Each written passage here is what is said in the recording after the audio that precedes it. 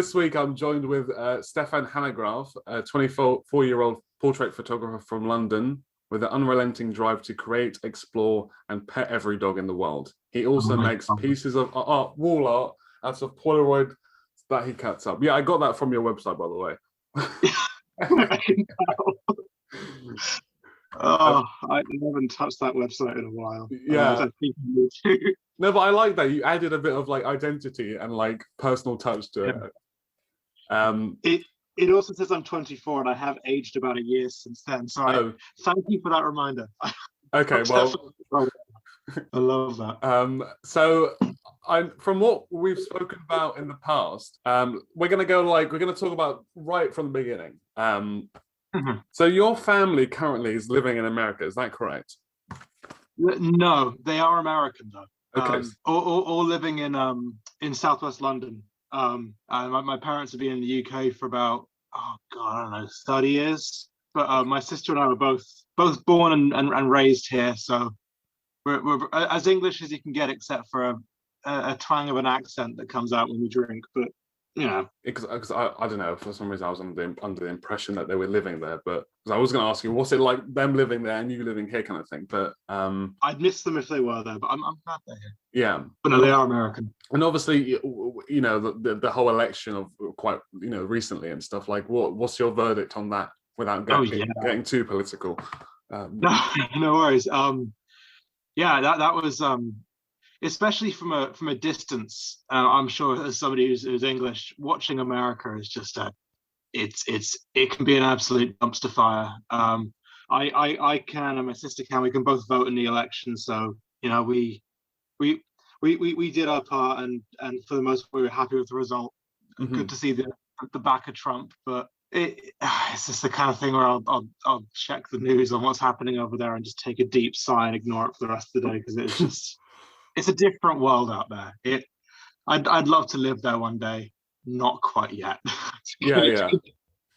The madhouse. I definitely think that the system over there is a bit more hectic in comparison to over here, but you know, it's not as you know. I mean, even most recently with them just kind of planning to open up Texas, you just want to shake them. But hey, it's not like we're in a very sane country over here ourselves. So yeah. So have you always kind of wanted to become like a portrait photographer, and kind of what were you doing before you went into that industry? And short answer, no. I studied. I never did uni. I studied film and creative film and journalism BTech, and then went right into freelancing as a filmmaker. And I'll be honest, I don't think I was really that good at it. I made some cool stuff, but I think in 2016, I think it was, I got a job out of nowhere as a studio assistant at a company called Venture, which, for those who haven't heard of them, for a lot of people, they do this white background family photography, and it's very very cookie cutter. Like every client who goes in there kind of comes out with the same kind of pictures.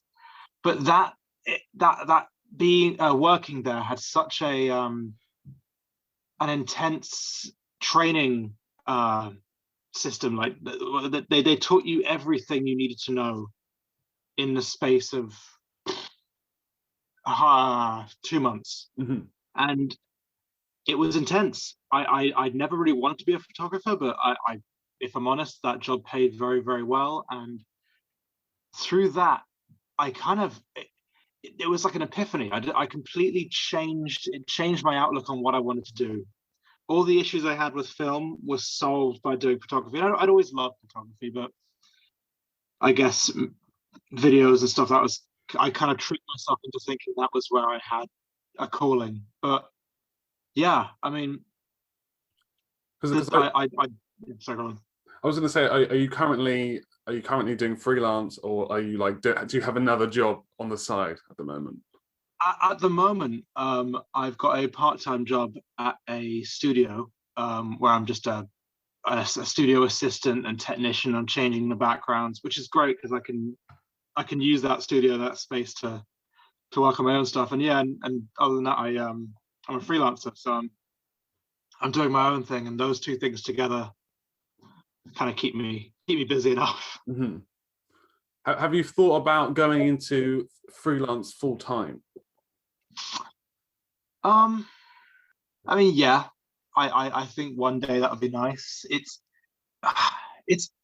there's a lot of freedom that comes with freelance, but there's also a lot of uncertainty.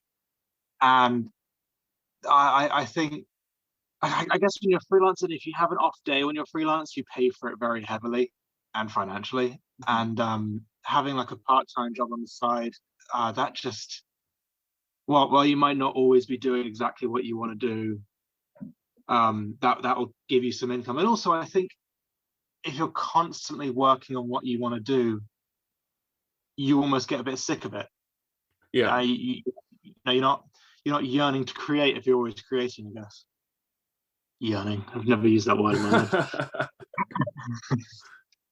Because I would imagine that doing like full-time freelance, it would be very, very expensive because there's a lot of like resources you have to use in order to create certain projects and stuff. Yeah, and it's incredibly personal as well. It's very hectic. I think if you're working full-time freelance, then you are getting paid the big bucks, and you're probably doing like only so many projects a year that pay you a lot. You're not bouncing all over the place. Maybe you are. I have no idea. I think everyone kind of finds their comfort zone with that. But full-time freelance is a scary, scary prospect, which I'd love to try. Yeah. And like, have you ever been like, I don't know a huge amount about the commissioning kind of process kind of stuff, but have you been commissioned before? Or like have like a client contacted you about possibly you making work for them? Oh yeah, absolutely. And that's mostly how it happens. Yeah, which is always fun.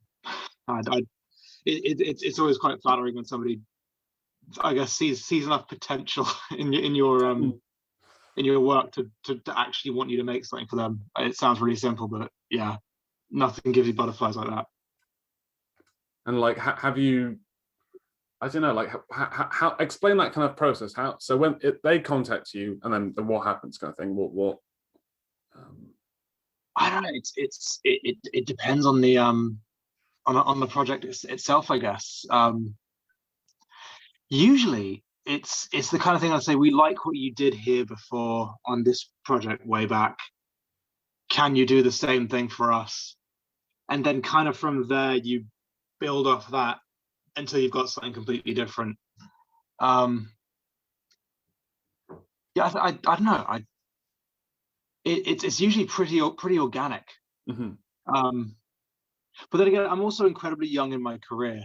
I think a lot of things that are happening are just kind of out of the blue, out of nowhere. I'm definitely still learning how this game works, and the pitfalls from it. So, yeah. How would you best describe your personal style? Good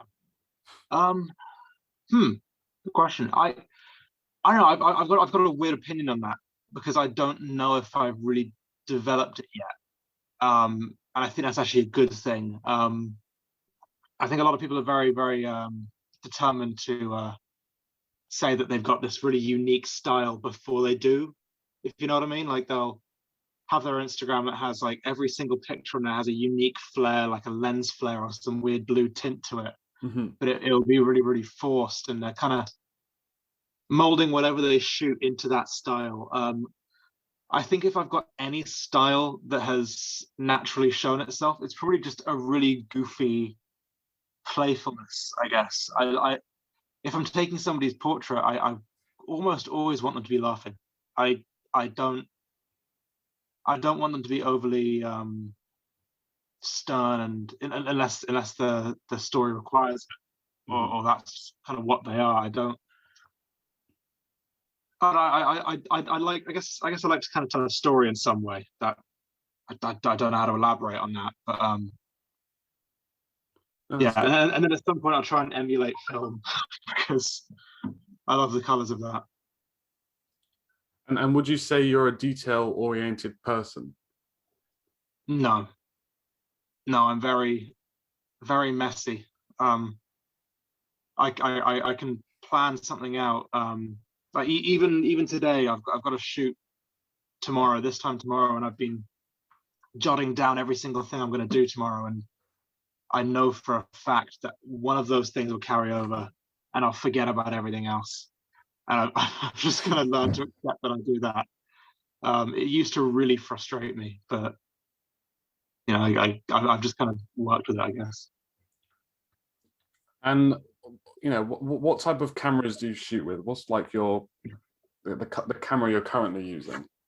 So yeah, the camera I'm currently using is the Canon 5D Mark III, which is just it is the best. It's the old reliable. I used to use that for video work, and then I haven't needed to buy another camera. Um, I've got some fancy lenses for it. I've got a 35 millimeter prime lens for it that just it's my go-to. That camera has never let me down. I think the only issue with it is that there's a lot of like attachments, like triggers for it that you Yeah. can't pair with it anymore because it's too old. But and then other than that, I've got Polaroid cameras, which is my kind of gimmick and obsession. Like I guess whenever I get sick and tired of digital, I'll pull one of those ones out and just spend a ton of money on the film. Because I don't think I've ever used Polaroid before. Yeah. I used to study photography at uni, but to this day I can't even name a good. I can't even remember half the cameras I use because I'm not very good in the technical side of things. But from what I've seen of people using Polaroid, you can buy those like Insta snacks or like those Oh, like the Instax ones, yeah. yeah. I don't know like Well, how do you use the camera in a sense? I don't really know. I think that the whole obsession of it started back when I was working at that studio that I'd mentioned before. I was doing these like this. I was constantly working in a studio with no windows, always shooting digital, editing on Lightroom, digital Lightroom. Like it was always this very computer-based workflow, and I had a bit of money in the bank, and Polaroid released this new very simple camera called the One Step 2, and it cost about 100 quid, and I bought it, and I bought a ton of film for it. And first month of having it, I didn't really shoot anything good with it. Like the Polaroids are all kind of they're overexposed or underexposed or shaky or whatever. But I bloody loved it. I've saved every single one I've ever shot, and I think it's having that camera around is like having like the kind of behind the scenes footage of everything else I do. It's like a little personal diary. And then I guess kind of in turn, it's worked its way into my professional work. I'll bring it on jobs all the time. And if last Tuesday, I was up shooting in the countryside, and I shot everything on digital. Then I got a few Polaroids of the people I was shooting and the building we were shooting in, and just gave them to them. And it was like a kind of like a postcard from the day before they get their actual product. And it's a real personal touch. And people love being shot by Polaroid cameras because they're really cool and they're really Yeah. interesting looking. I think digital cameras are quite intimidating to be photographed by. So having this little box that spits out the result right away is quite satisfying. And is your Polaroid camera the one where the film just like comes out straight kind of immediately after you've Yeah, taken? Is it one of those ones? yeah. I've got two or three ones now. But yeah, just spits it out and you put it face down for 10 minutes, and then sometimes it comes out. The only issue with them is how expensive the film is. It really is a massive ripoff. But Is I it think more expensive than say like a 35mm film or yeah, it is actually, yeah, because I think each pack for the I-type cameras, which is the cheaper film, each pack is 14 quid, and there's 8 shots on there, so it is definitely not worth the money, but at the same time it is. It's definitely kind of like it's a lot like vinyl. Like I'm not really sure why it still exists or why it's so popular, but I'm very much glad it is, because I think it's incredibly authentic, and it's nice to have something that's tangible. I feel like in the world full of digital photography and Instagram, and people are printing stuff less and less and less. Having something that you can't tweak it on Lightroom, you can't really Photoshop it. The only way you can modify it is by getting your scissors out and cutting it up and really, really, really messing with it. So it's nice to have something that's tangible. I think it's like the aesthetic of having like the physical thing. Yeah, So, exactly. I know there's like for me anyway. I think work. There's a difference between like work on Instagram or seeing work in like a gallery or like in like right in front of you. There's more of an immersive feeling when you see it, like a physical copy of the work. Oh yeah, it kind of pulls you in, doesn't it? Yeah. I think if I'm giving any advice to anyone, it's to just print stuff. Like always, always, always. And I'm guilty of not doing this as well. Mm-hmm. Print your work. Like if you're really, really serious about photography, don't just look at it on your phone. Your Instagram shouldn't be the best way of displaying your work, and your website, not so much either. It's a good entry for clients, but print stuff. See it big. It's always, I feel like, because even now, like I was talking to my parents about this, but was saying how, because we're all in lockdown, in some ways, where over time we've realized that we hate the internet because we're constantly on it. Yeah. We miss the like face-to-face interaction with things. And one of the things my parents miss is going to galleries and seeing work. They're fed up of seeing work online because they don't, that kind of like interaction is like, I don't know how to explain it, but like it's worthwhile. I think with an art gallery, you have a lot of time to like digest it. I think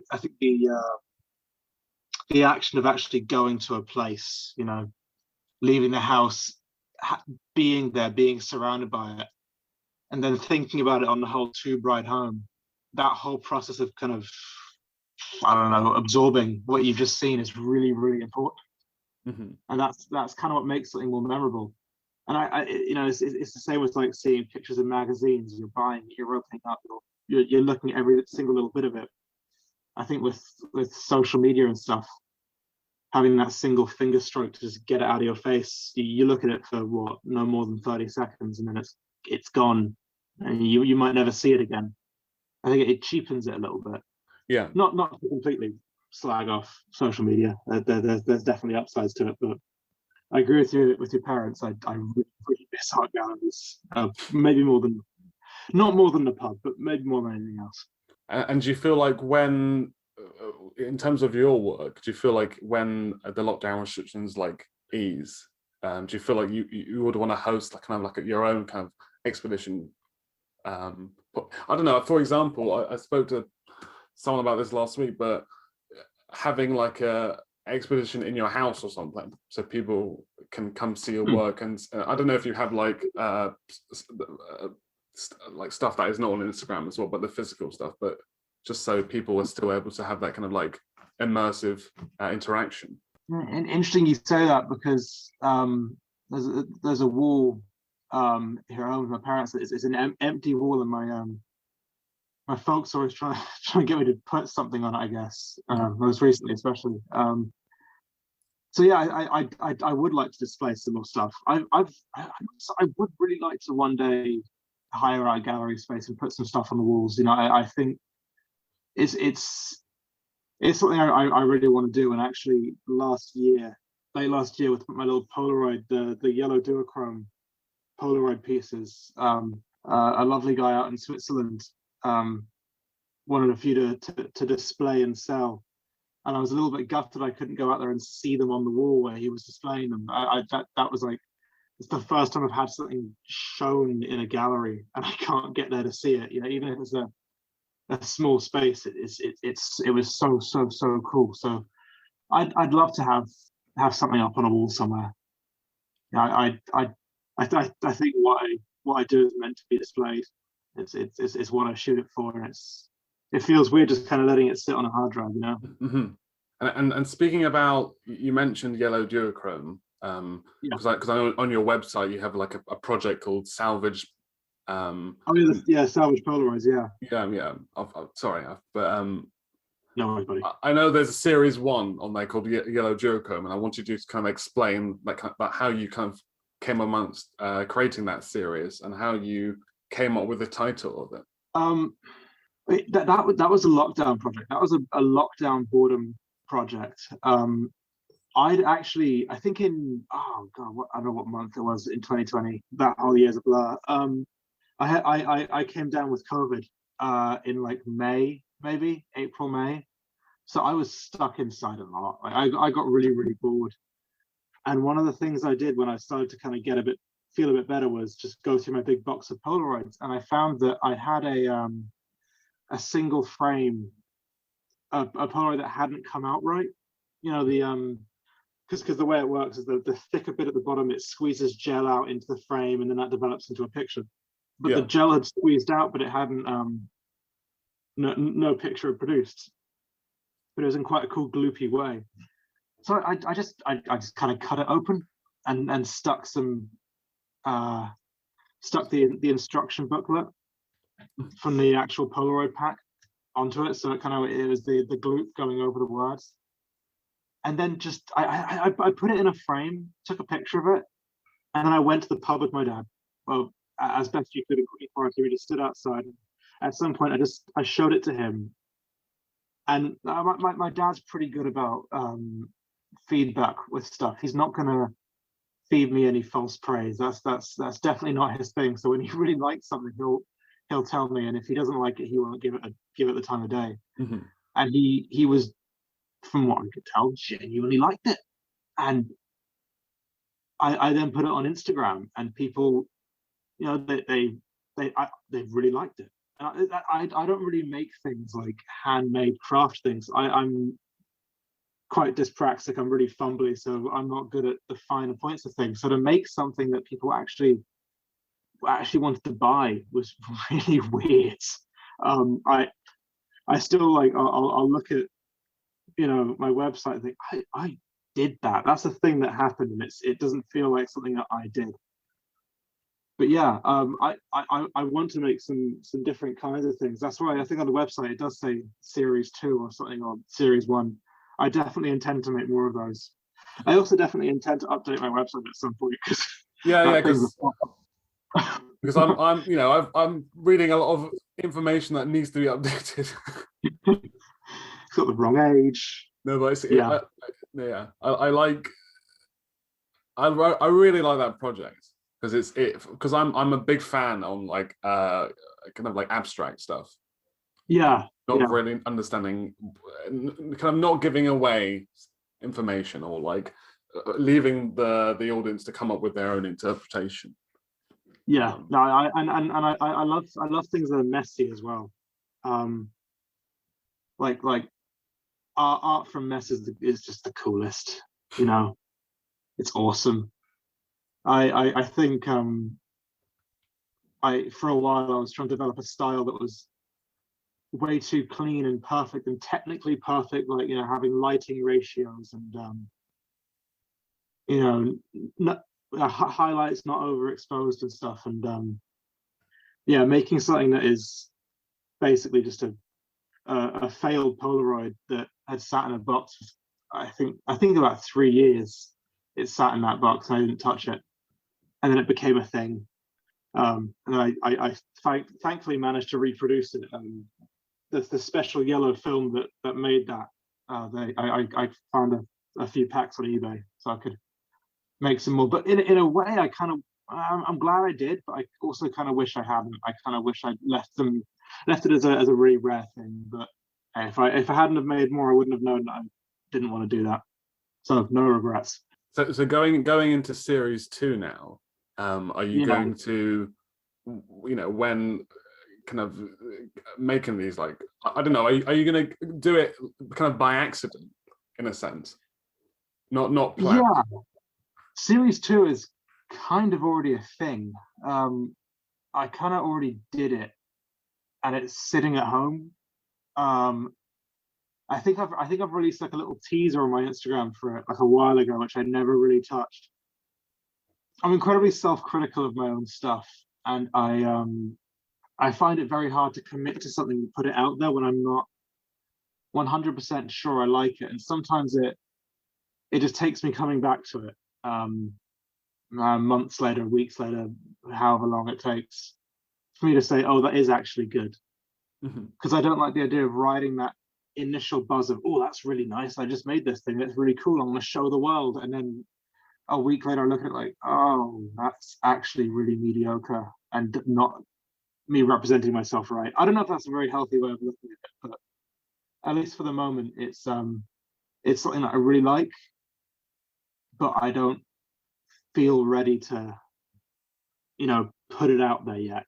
I feel like it's always good to, don't put work out there for the sake of it. Basically, yeah, do it when it feels right and when the time's ready, because it's so easy to be self-critical about your own work, because other people, may say, oh, it's really good, but initially you want to be happy with it yourself before you put it out there. Yeah. There's a lot of like self-doubt and stuff, but it's always good to publish and upload work when you're like happy with it and you feel like it's the right time, when it feels right. And there's a lot of pictures that I've taken like half a year ago that I'm still kind of, they're really good, it's really good stuff, but I haven't wanted to release it yet because I feel like I don't know, I don't want to ever make I guess content something that's just kind of out there to sort of beef up my portfolio for the sake of it being there. And that I guess that's going to be a source of worry for me, is that I'll start doing that. I'll just start chucking things out of the best work, and I won't grow from it. And what would you say is the most rewarding part of being a photographer? The feeling of actually doing it, of actually having fun doing it. When I was shooting last week, I was out in the countryside in the back end of nowhere. Like I couldn't point to it on a map then. But I was out doing some pickup shots, just shooting around some trees. So I was at the top of a hill, and as I was walking down with one camera and in my Polaroid and a pocket full of developing Polaroids, and I just thought, like, this is the most fun I've had in months, and I'm just standing out in a field, and that is just kind of why I do it. I enjoy the actual process of it. I don't enjoy coming home and thinking, oh, did I actually shoot anything good? That bit is just that's kind of feeds back into the freelancing full-time thing, is, do I want to make something that I love so much into something that's work, therefore it has to be critiqued and refined to the point where it's a professional product? Like, is it a passion or is it business? It's because sometimes it can't be both. No, I agree. Yeah. Sorry, go on. I feel like sometimes it's, especially when you're both working in the industry that there's also your passion or your hobby, it's sometimes hard to divide between the two and say to yourself, like, am I doing this for work, or am I doing this because I love it, in a sense? That's the kind of that's the kind of crisis I'm currently going through, because I'm working. I recently got a job and I'm working the kind of like team. The thing I'm working on is podcast related. Yeah. So I'm going through like a crisis. I'm like, I don't want that to suck all the joy out of what I'm doing already. Yeah. There's something to be said for having something just that you do on the side that is just your thing, and monetizing it almost kind of dirties it a little bit. That's not to say that I don't love doing photography as a job. I think I've made it sound like I hate it. I love it. I love the satisfaction of getting paid for doing this, and also just I really like when somebody likes what I've done for them. That is just, there's I think there was one picture I took of some friends of mine, a lovely couple, And in hindsight, it's not a good picture. I don't think I'd ever take it again, and I'd probably stop myself from taking it if I tried. But when they posted it on their Instagram, they mentioned how much it meant to them. And this is back when I was starting out as a photographer, and that was like oxygen to me. That's kind of fueled me ever since. Just having somebody say that this meant something to them, they will treasure that. And I think a lot of, especially when you're working in portraiture, you're taking a lot of pictures of people who, you know, these pictures, that's how they'll be remembered. They'll frame that and put it on a mantelpiece, and that's like a family heirloom. So that means a lot. Mm-hmm. I can't at all undermine the importance of that. It's why I love whenever I shoot a family, photograph a family, maybe it's a better term. I try and make it as fun as possible, try and make it as true to them, so it's something that they'll look back at and think, yeah. So when like you know, as a portrait photographer, I know you work with a lot of people, and you know, when starting up a project, can I explain how you approach the subject you're photographing and your relationships with these people? Because I don't know if you're just finding random people, or you know these people already, kind of stuff, or I find it harder to photograph somebody that I know, because usually they know me, and I think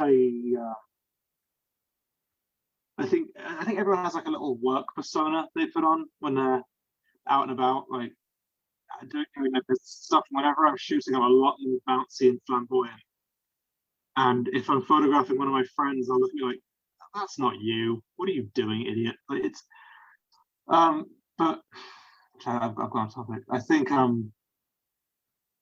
if it's somebody that I don't know, like I've got a shoot coming up with somebody that I've never actually met.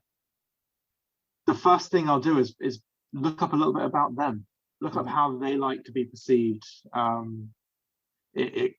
can come in the form of a bit of an Instagram stalk, as leery and creepy as it sounds. Sometimes that's kind of what I have to do. But also listen. I guess I listen to them in what they want. It's a weird process. It changes for every single person. Sometimes I just have to get them into the studio or wherever we're shooting, just kind of see what sticks. You know, sometimes I make a whole plan for a shoot, a way that I think it's going to go, and then they'll say something in the early minutes of it that will completely upend it, and it changes the shoot as it is, and then we come out of there with something awesome but completely different. So yeah, I don't know if that remotely answers your question. I think I just rambled there. No, I think it does. No, it's good. You kind of explained. I'm similarly like you. I feel more comfortable, for example, working with people that I don't know, because then it's easy, because you like, you don't know them inside out. So in some ways you have to be careful with what you say, because I don't want to like trigger or something, or like say the wrong thing. But it's also like you know, doing the whole research into them before you actually meet them. That's fine. That's normal. Then you know, then you can gain a kind of sense of who they are as a person before actually meeting them. Yeah, I guess kind of knowing what they want to show. You know, what story they want to tell. But I also think, like, trusting, from the point of view of a subject, trusting a photographer in the shoot is so important. That's probably the most important thing.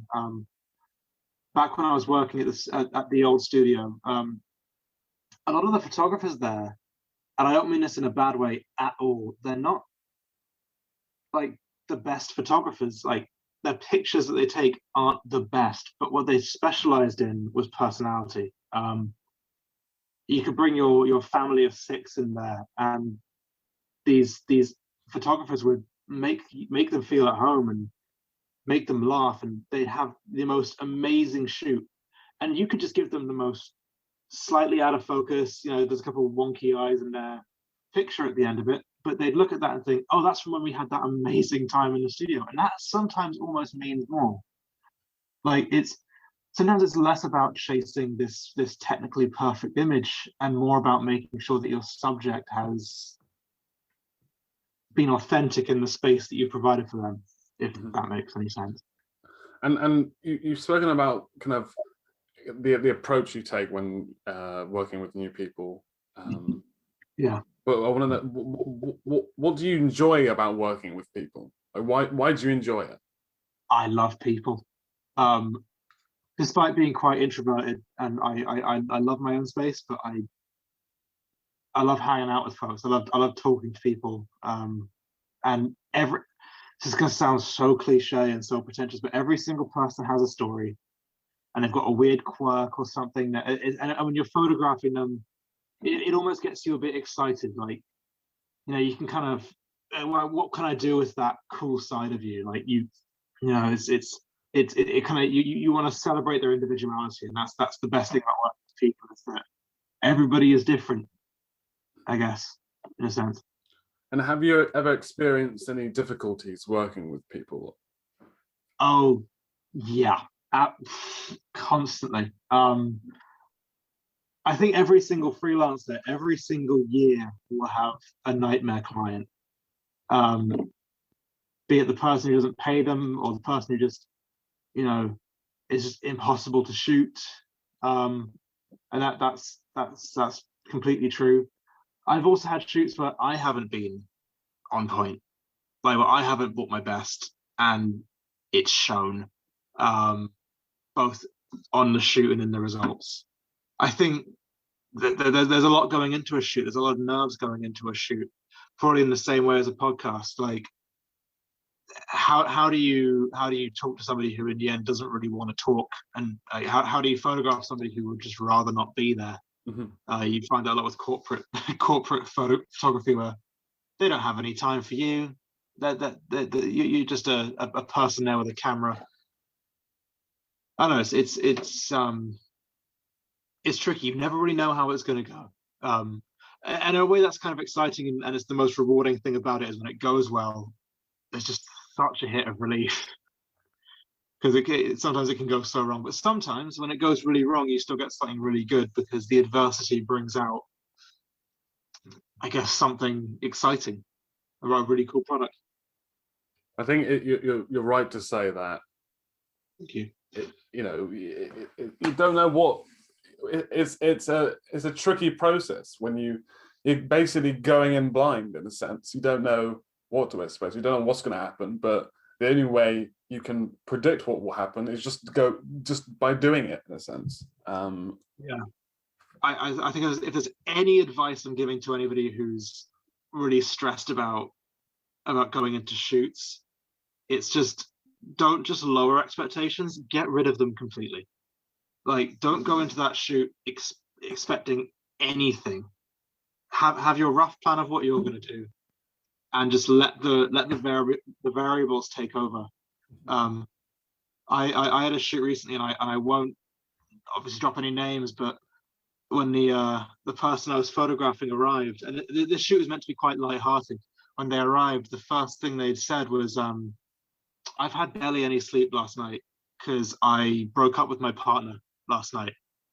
And in that moment, I'm like, oh shit, because you're dealing with like somebody who's very, I guess, vulnerable in that moment, and that's not what you need in that shoot. And kind of how do you mold that to, because we're shooting a product, like we're trying to make a particular image. How do you kind of shift that into that? And I think a less experienced me a year and a half ago would have completely bricked it in that scenario. Like, I just would have thought, oh, bugger it all off. So I'm patting myself on the back a little bit for pulling out of that one. For pulling that one off. It's I guess, going back to what I said before, it's so volatile and unexpected.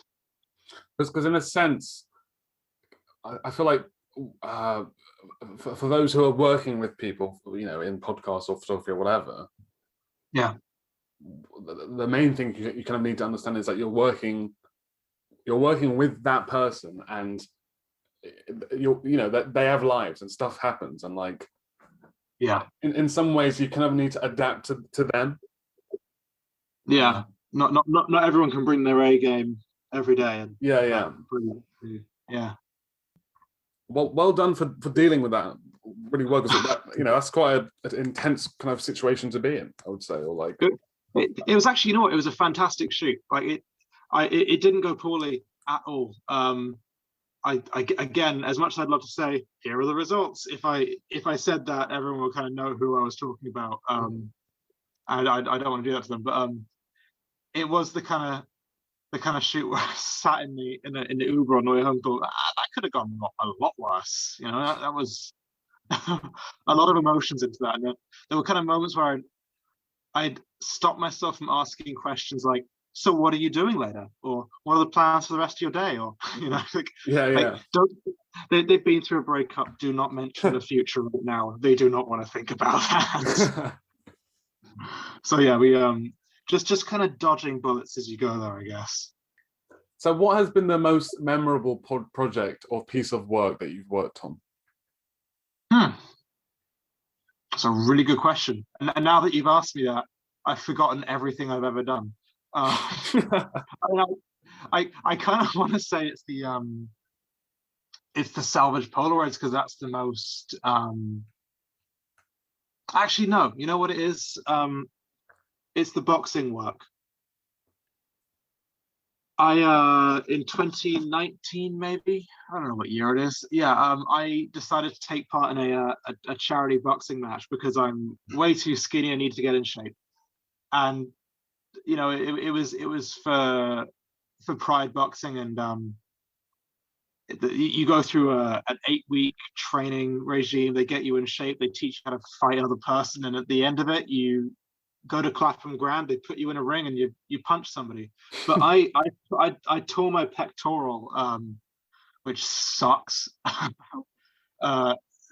think it was 9 days before inverted commas fight night, and I was heartbroken because I've been on this amazing adventure with the coolest people I'd ever met. Like, I love this community so much. I'm a massive fan of that sport as it is. As any of my friends will tell you, I go on about it way too much.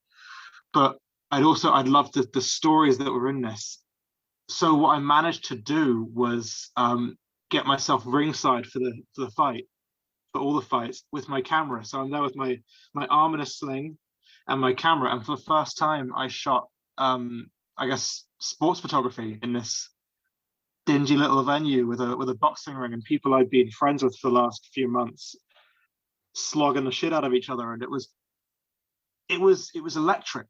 And so some of the pictures from that are some of my favorites, even if they're not technically the best. They're just really cool. And then from then on, I shot another fight night a couple months later for the same company, which it was a fundraiser for Grenfell Tower, the estate block that caught fire tragically. And that was just, that night had a story to it. Like I felt like that was that was a real, like, a cultural event of just people having a real good boxing match for a real good cause and being there to shoot that. And it felt like photojournalism, which is something that I've always been really, really fascinated by. So I guess I'd say that's something I'm going to go back to.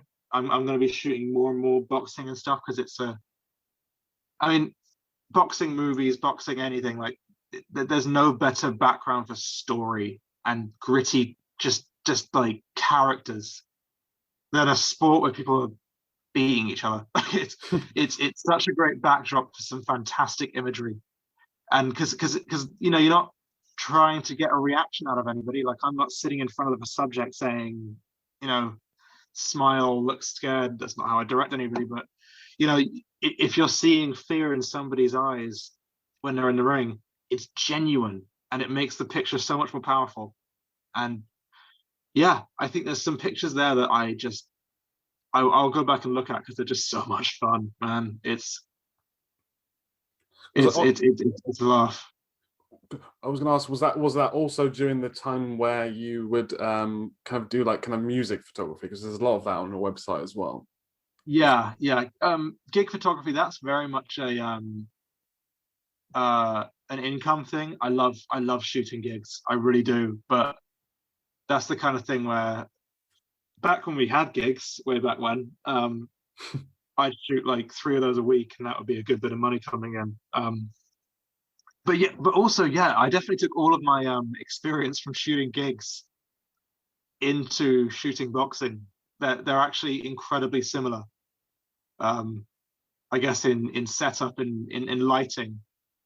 Both require you to just fill up SD cards and press the shutter as many times as you can, and just pray to God that you got something good by the end of it. Because in some ways, they're both they're both a live performance. They're both Yeah, very much so. Very much so. Also like theatre as well. Do you? That's another thing. Yeah. I one of my best mates is a theatre director.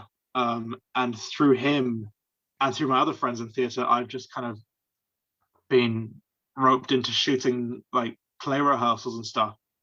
And there are some fantastic theatre photographers out there, and that's their bread and butter. And I'm not going to claim that I'm one of them. I love shooting theatre, but I am very much a rookie in that field. But I do love doing it.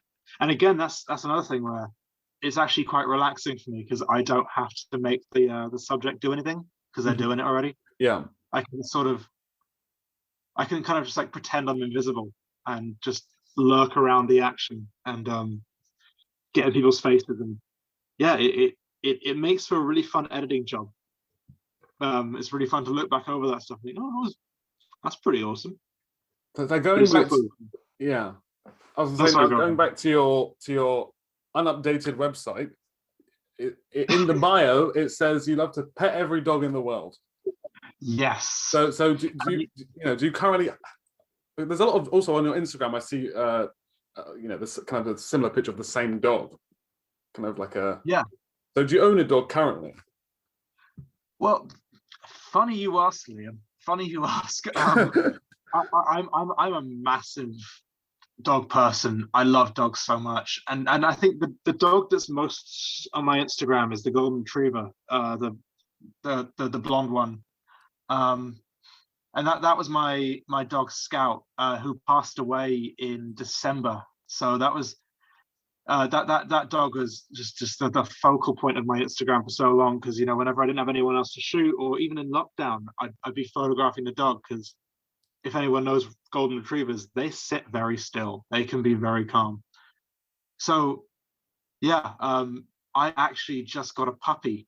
What day is it today? 4 days ago. So Congrats. There's a brand new puppy around the house, and her name is Stella. She's my most recent Instagram post, and she is gorgeous. I love her so much. But honestly, Liam, she's quite dark in fur, and she's very difficult to photograph. I'm surprised I've even gotten anything. Like, I think puppies, when the moment you try and get on their level to photograph them, they want to be up in your face, and they move very quick. Yeah. And Stella is this quite wily terrier, maybe greyhound, maybe Alsatian mix, and she can move real fast. So I haven't taken any Polaroids of her yet, because it would be a waste of film, because she moves too quick. But yeah, no, I stand by what my website says. I'd like to pet every dog in the world. I don't know if that's something I should be having on my professional website. I don't know how that presents me, but yeah, I stand by that. I'm not making very good progress on that, but I will eventually, hopefully, pet every dog, if not every single one I come across. I do love pet photography. That's something I'd love to do more of. Dogs are amazing. They're lovely to photograph. Never photographed many cats. Don't know if I ever want to get into that. I'm not a cat person, but dogs for sure. Yeah, bring them on. Well, one of the side questions I was asking based on this kind of dog conversation was, do you feel like your relationship with dogs has helped to like influence your work? Absolutely, yeah. influenced and helped me learn as well, because like I said before, my last dog was the model for, like, if I wasn't sure of how like the lighting was going to look in something like in post-production, I'd do the setup with my dog as the model and just kind of light him up and see how that looks and everything. But also, yeah, I think it's influenced my work in a way that it's made it more playful. But also, I guess it's kind of bred some patience into it. I mean, the age-old saying is never work with children and animals, because I guess the reason for that is you cannot control them. Mm-hmm. Like whenever I've photographed a child or an animal, it's never gone the way I thought it's going to go. They make the rules, especially children. Photographing kids is something that whenever I've had the opportunity to do a job like that, I've really loved it. But I'm almost afraid to advertise myself as somebody who does that, because I think it takes a special kind of patience that I don't know if I have yet, because kids are insane. But yeah, no, definitely. I can thank dogs for any success I've had. Just not cats. Because I'm a cat. We have cats at home, so I do love dogs. But from having cats, I've realized they're not even they're like all right. They're like, if they're trained, they're good, basically. I don't actually want to slag off cats too much, because one of the shoots I did most recently, there was a fantastic cat. And what I like about cats is they always look fantastic in the space that they're in. If that makes any sense at all. I was shooting in this countryside printing press / house, really cool setup. I'll have some images out about that real soon. But there was this cat there that just owned the space, and wherever she sat, she looked amazing. I think I've given cats too much stick, because that animal definitely gave me some really good images that I'll do something. So no, you know what? I take that back. I do like photographing cats. I just don't like them as much as dogs. Because cats hate me, Liam. That's the truth. No, but cats are very vicious, though. They like, you know, based on personal experience, my own cat will, you know, one moment I'm stroking him, and then the next minute he's biting me. Yeah, and that's a shared experience. My sister had a cat called Captain Jack. It was a family cat, but he was a bastard. I miss him.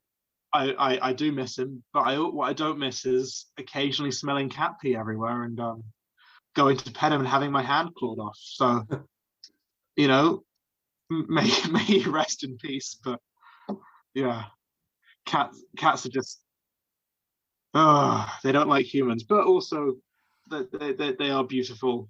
And yeah, I don't want to dig a hole too deep, because I feel like somebody is going to ask me to photograph their beautiful cat, and now they won't, because I've slacked them off so much. I love cats. Please hire me to photograph your beautiful cat. Anyone who's listening. So what's one thing that you wish you had known before you started your career? That's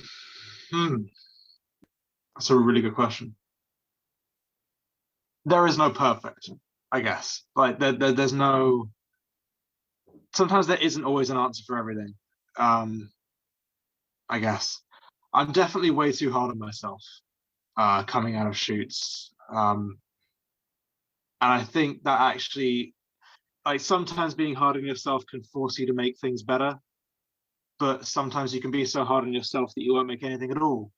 And I guess also I tell myself not to sink any self-value into Instagram or social media. I wouldn't, you know, turn to a platform such as that for validation, because and you've discussed on previous shows that's a slippery slope to just not being authentic. Yeah. So I guess that's one thing. Yeah, don't try and be the best. Just you know, be the best you can personally be. That sounds so cheesy, but I guess it is true in some regards. And what have been some of the best resources that have helped you along the way? well, this is a weird one. Instagram. I've actually made some really good friends through that, such as this podcast. I think I don't remember how we actually got in touch, but I think it was through that. Yeah. It's a tool. It is a tool that can help you with a lot of things. It is a fantastic way to just get in touch off the bat with people. The best thing you can do after when you're on a shoot is get everyone's Instagram, and then you kind of got this great circle of people, and you can support each other in their work, and you can feed off each other. So that's a good thing. It was the question about resources? Yeah, just it could be anything that has helped you or kind of like inspired you, or stuff that you've used, things you've read. Movies and film.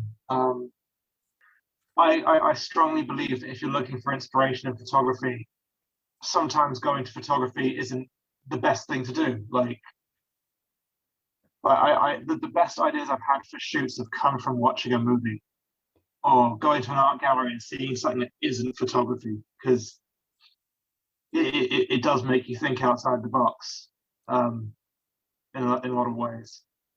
And another thing that is a priceless resource is photo books. We spoke about the value of printing things out. Mm-hmm. Photo books is a great way of getting that kind of hit of creativity, of somebody else's stories and creativity that you don't get through their website. You can kind of get these tailored narratives. I'm describing a book. But yeah, that's I know I find it valuable. And what advice would you give someone wanting to pursue a career like yours? I know you've given a lot of advice throughout this episode, but I've given a lot of advice for somebody who's very, very young in their career. Probably shouldn't be giving a lot of advice. My advice would be to get a second job. Make sure you've got a side hustle. Make sure you're doing something else on the side. Don't put all your eggs into that one basket, because it will stifle your creativity. It will stop you from making things, because you'll be focusing so hard on making the next best thing that you want. You'll have blinders on. You won't be looking around you, I suppose. Yeah, I guess that's. Sorry, go on. No, you're gone. You continue. No, sorry. I guess that's the best thing I can say to anyone. Yeah. And we've, last but not least, what is next for you? What's the plans for 2021? I don't know. I want to make a book at some point. Or I guess it's called a zine, I think. I want to put something out there that's physical, that can be looked through by somebody. That just sounds so fun. Like, I like the idea of making something that ends up in somebody else's house. That's just really cool to me. And yeah, that's my mission. I don't know what I'm going to do it on. I don't know how I'm going to do it, but I want to make it really, really cool. I guess. But I guess also I just want to keep learning. I'm so new to this. I've only been doing this for about 4 years, maybe. I guess 2020 counts as like 5 years, so whatever. But I just want to keep learning, keep getting really, really good at what I do. Yeah, never settle in my abilities. Never think of that. Well, thank you, Stefan. Thank you so much for joining me today. It's been a pleasure. Thank you for letting me yammer on.